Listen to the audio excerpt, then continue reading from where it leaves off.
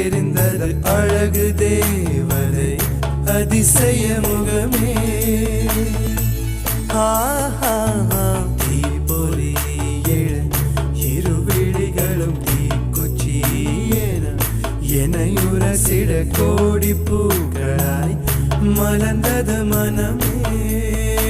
அவள் அழகை பாட ஒரு மொழி இல்லையே, அளந்து பார்க்க பல விழி இல்லையே. என இருந்த போதும் அவள் எனதில்லையே.